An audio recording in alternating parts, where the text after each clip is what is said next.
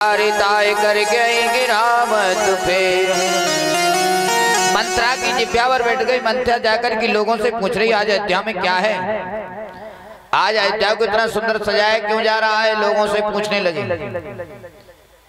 अब वो तो कैकई की दासी है। राजा लोग पहले अपने बेटियों के साथ दासी दास दिए बहुत तेरे दासी देते थे, दास देते थे कार संभालने के लिए। तो महाराज कैकई के मायके से आई है तो सभी लोग मौसी कहते थे। अब लोगों से पूछने लगे ये बताओ आज सालगिरह है नंजा महाराज की, जन्मदिन है नंजा, फिर जो अयोध्या को क्यों सजाया गया, कौन सा उत्सव मनाया जा रहा है, अयोध्या महोत्सव हो रहा है क्या। लोगों ने कहा तुम्हें पता नहीं कल राम जी का राज्याभिषेक होना है। ये बात तो अच्छी नहीं लगी उसे। क्या कह रहे हैं? हाँ बोली कल तो दौड़ती दौड़ती पंडित जी के द्वार पर गई। मंत्रा बोली महाराज जी बताओ कल का जो दिन है वो कैसा है, कि राम राजा बनेंगे कि भरत राजा बनेंगे, ये बताओ बताओ बताओ। पंडित जी क्या बताओ क्या बोल रहे। जब बैनर लग गए पूरी अयोध्या सज गई, पूरी अयोध्या में घर घर में बधावे के राम राजा बन रहे हैं, तो कहा मैया इसमें तो विचार तो ये है कि राम राजा बनना चाहिए, लेकिन भरत की राशि अच्छी चल रही है। महाराज मंत्रा ने भरपूर ब्राह्मण जी को दक्षिणा दे दी, राशि भरत जी की अच्छी चल रही है। अब दौड़ती दौड़ती आई और महाराज गाल फुलाना मुंह बनाना बहुत अच्छा कई लोगों को आता है। एक गाल फुलाना मुंह बनाना एक कई लोगों का स्वभाव है। नेक काम बिगड़ जाए तो महाराज इतना बड़ा मुंह बनाते हैं जैसे खाती हूँ। तो या देवी सर्वभूतेषु शक्ति रूपेण संस्थिता। तो महाराज मुंह बना लिया, वातावरण बदल गया। जैसे ही मंत्रा नगर में गई और लोगों से पूछती हुई कैकई के भवन पहुंची। कैकई श्रृंगार की हुई बैठी थी कि कल हो मेरा बेटा राम राजा बनेगा। कैकई को अति प्रिय है राम, सबसे ज्यादा अयोध्या में चाहते थे तो राम को कैकई चाहती थी। कौशल्या से कई गुना कई अधिक कैकई राम को चाहती थी। राम की बिगर एक क्षण नहीं रह पाती। राम अगर उसकी आंखों से दूर चले जाएं तो कैकई रोने लगती थी, मेरा राम देखा किसी ने। इतना अगाध प्रेम था कैकई का राम के प्रति। तो राम को कभी अगर राम जी की जरा भी आंग में गर्मी आ गई, बुखार सर्दी हो गया तो कैकई को पहले आ गई। इतना प्रेम करती थी राम के प्रति, इतनी निष्ठा। राम अगर भवन में खेल रहे तो मैया कैकई के साथ सोते थे। इतना प्रेम था माँ कैकई का राम का। लेकिन इसमें बेचारी कैकई का दोष नहीं, समय का दोष है। देखो कैकई इतनी चाह रही कि राम जब शाम कालीन हो जाए मैया कौशल्या के साथ नहीं लेट रहे, कैकई के भवन में कैकई के साथ लेटे हैं राम। एक दिन हमारे राम जी भवन के द्वार जाकर के बैठ जाते हैं और मैया कैकई ने देखा मेरा बेटा राम क्या बात है। राम का चेहरा कुमला गया, चिंता कैसी रखी ने। कैकई ने देखा बेटा क्या बात है, तुम्हारा मन मलिन क्यों है। राम नहीं बोले। बेटा राम तुमसे अयोध्या में किसी ने कुछ कहा है। राम नहीं बोले। कैकई बोली राम बात क्या है, मुझसे नहीं बताओगे। बोले आज हमें माँ तुमसे कुछ मांगना है। कैकई बोली क्या मांगना है बेटा राम, क्या चाहिए, दोगे मांग। कैकई ने कहा बेटा राम यदि तुम प्राण मांग ले तो मैं प्राण दे दूंगी। अच्छा तो राम ने कहा मैया हम मांगेंगे तुम नहीं दे पाओगे। राम तुम नहीं दे पाओगे।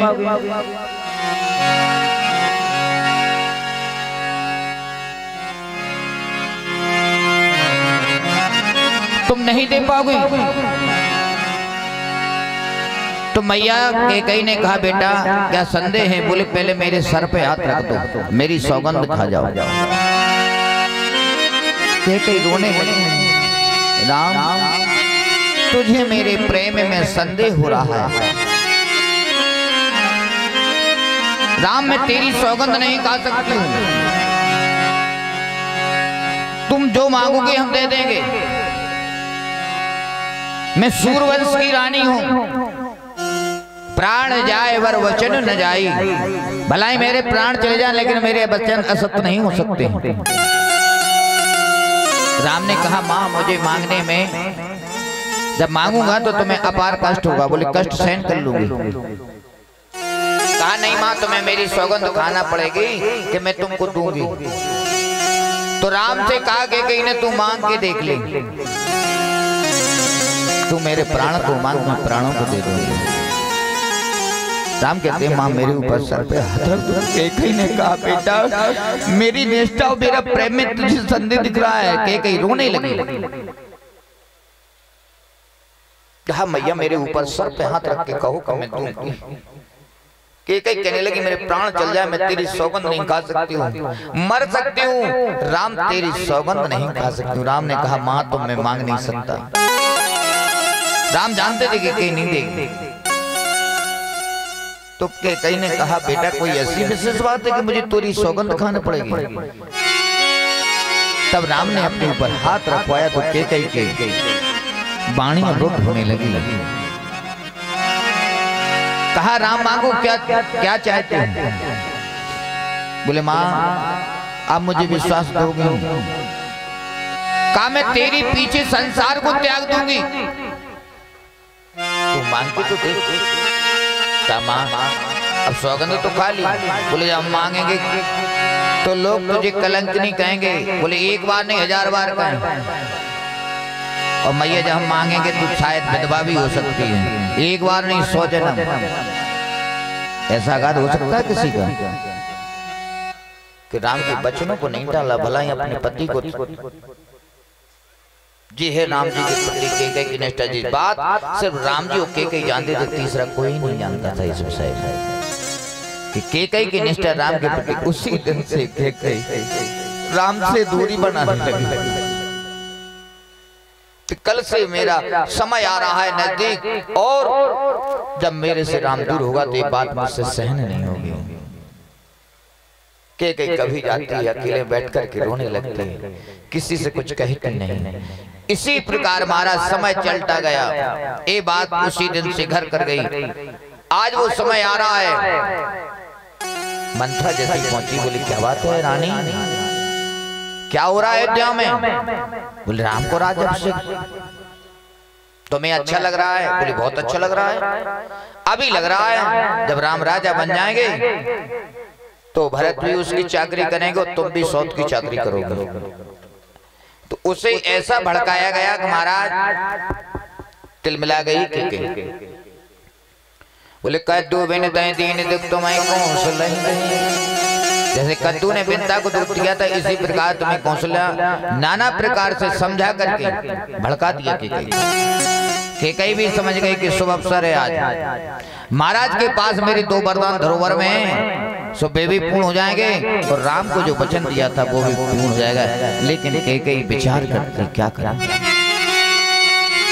कैकेयी को बहुत अच्छा लगा, चलो मेरी आज एक बात पूर्ण हो गई। यहाँ भरत जी का मैटर नहीं महाराज, यहाँ तो राम कैकेयी का चल रहा है। यहाँ तक कि कैकेयी विधवा हो गई महाराज, सुरख सुधार गए, लेकिन ये बात आज तक इसका रहस्य नहीं खुला। सभी लोग कैकेयी को दोष देते। महाराज कैकेयी जैसी माँ हुई न होगी न होने वाली होगी, जिसने संसार के कल्याण के लिए अपना स्वाग उजाड़ दिया। राम ने कह दिया था कि माँ अगर मैं राज के सिंहासन पर बैठूंगा तो संसार की जो सुख कामना निष्ठा जो पृथ्वी भार है वो भार कैसे हटेगा। इसलिए संसार की कामना के लिए मैं अवतार लेकर आया हूँ और पूरा रहस्य खोल दिया। ए माँ तू अपने पास ही रहस्य रखना जीवन में, ए रहस्य मत खोलो। उसी दिन से कैकई ने आज पूरे नगर को सजवा दिया। शामकालीन बेला हो गई, कैकई अपने भवन में गई और मंत्रा ने ऐसे पढ़ा दिया, कहा रानी तुम्हारा स्वभाव बड़ा कोमल है, राजा प्रिय वचन कहेंगे तुम मान जाओगे, इसलिए जब तक राम की सौगंध नहीं खा जाए। क्यों? हम तो कहते हैं वन में जान दो, राजा नहीं जानते, फिर हम क्या करें? तो कैकई ने ऐसा जाल चलाया कि राजा भी इसी में आ गए, राजा भी इसी ग्रुप में आ गए। क्यों? कैकई अगर कहती है कि जाओ राम वन को, महाराज से अगर वचन नहीं मांगती, महाराज कहते नहीं जा रहे, तो महाराज को पहले निशाना बनाओ, हमारी बात तो कौन होगी राजे से। दोई वरदान भूप सनसाती, मांगो आज जुड़ावो चाहती। कैकई जैसी गई को भवन में अपने फटे पुराने वस्त्रों को धारण कर लिए, आभूषणों को उतार दिया। आज जाकर के मंत्रा के कहने से कैकई को भवन में चली गई। आज महाराज दशरथ शामकालीन बेला में आए नगर में, जैसी महल में प्रवेश किया, देखा सन्नाटा चल। दासियों से पूछा रानी कैकई कहाँ है? बोले महाराज वो भवन में को गई। महाराज इतना जब सुना तो पैरों के नीचे से जमीन खिसक गई। आज पैरों के नीचे से जमीन खिसक गई। महाराज जैसे पहुंचे तो कैकई की दशा देख रहे जैसे कोई सरपणी दसने के लिए जगह देख रही। महाराज पहुंचे, सलोचनी, पिकवचनी, रानी इत्यादि संबोधन करने लगे। रानी नहीं बोली। जब महाराज नजदीक में पहुंचते हैं, कहा महाराज आपके पास मेरे दो वरदान धरोहर हैं, वो आज तक आपने नहीं पूर्ण किए। तो महाराज दशरथ ने कहा आज तक आपने मांगे भी तो नहीं है। तो बोली आज मांग रही हूं, मुझे वरदान प्राप्त होने में संदेह हो रहा है। आज कैकई कहती है कि मुझे दो वरदान चाहिए। महाराज दशरथ बोले चार। दोई के चार मांग मकले, झूठे हमें दो सुजन दे। एक नहीं, दो नहीं, चार मांग लो। लेकिन ये पता था कि चार के चबेना मांगने वाली है जो। आज महाराज दशरथ ने कहा मांगिए, कहा राम की सौगंध खा जाओ। तब महाराज दशरथ विचार करते हैं क्या बात है। तो महाराज दशरथ कहते हैं रगी कुल रीत सदा चले आए, रघुकुल रीत सदा चली आई। रघुकुल रीत सदा चली आई, रघुकुल रीत सदा चली आई। आड़े जाए पर बचने न जाए, प्राण जाए पर वचन न जाए। प्राण जाए पर वचन न जाए। जो भी माला अर्पण करने के लिए आए परमादरणीय गोलू पटेल जोनार वाले, इनके लिए तालियों से स्वागत किया। बहुत बहुत धन्यवाद। रघुकुल रीत सदा चली आई, प्राण जाए पर बचने न जाए। नहीं असत समपातक पुंजा, तेरे समय होए के कोटे के गुंजा। रानी मैं असत नहीं कह रहा हूँ, सत्य कह रहा हूँ, मांग लो। हंसती हुई महाराज दशरथ ने कह दिया मांग लो। इतनी मुस्कुराती हुई बोली महाराज मैं मांग रही हूँ, संदेह तो नहीं है? बोले नहीं। कैकई ने हाथ जोड़ के मांग मांगी। सुनाओ प्राण प्रिय भावत जी का, देव एक बर भरत मांगहु दूसर पर कर जोरे। मांगो दूसर पर कर जोरी। मांगहु दूसर पर कर जोरी। मांगो दूसर पर कर जोरी। बहुनाथी मनोरथ मोरे, सुनो बहुनाथ मनोहर मोरी। बहुनाथी मनोरथ मोरे। मांगा दूसर बरकर जोरी पूर्वहु नाथ मनोरथ, मेरे मनोरथ पूर्ण जाए सुनाओ प्राण प्रिय भाव जी का। पहला वरदान तो मेरी पुत्र भरत को राज्य। महाराज मूर्छित हो गए, क्या मांग रहे हैं? संभल के उठो, चलो राम को मुरा तो उस भरत को जी कोई दिक्कत नहीं, एक ही बात। दूसरा वरदान मांगने के लिए कहा, बोले तापस वेश विशेष उदासी, 14 वर्ष राम वनवास। महाराज तपस्वियों के भेष में 14 वर्ष के लिए कैकेयी ने वन मांग लिया। अब तो महाराज मूर्छित होकर गिर पड़े, सोचने लगे क्या होना था क्या हुआ। अब तो महाराज की श्वासा अवरुद्ध हो रही, क्या कहें, दें कि नहीं, कह नहीं पा रहे। रात भर महाराज दशरथ मछली की तरह तड़पते रहे। प्रातः कालीन 4 बज गए ब्रह्म मुहूर्त। महाराज दशरथ सुबह 4 बजे उठ करके सरजू में स्नान करने के लिए जाते थे। आज सूर्योदय हो गया, बात क्या है। द्वार पर महाराज भीड़ लगी है। द्वार वीर सेवक सचिव कहे उदित अभिनय, जागे हुआ जौना बजपति कारण कवन विशेष। अरे बोले महाराज क्या होती, कभी कभी ज्यादा खुशी में नींद टाइम में आती है, सो गए होंगे महाराज। बसेठ जी कहते हैं, पाचे पर भूप निति जागा, आज ही हमें बड़े अचरज लागा। जय हो।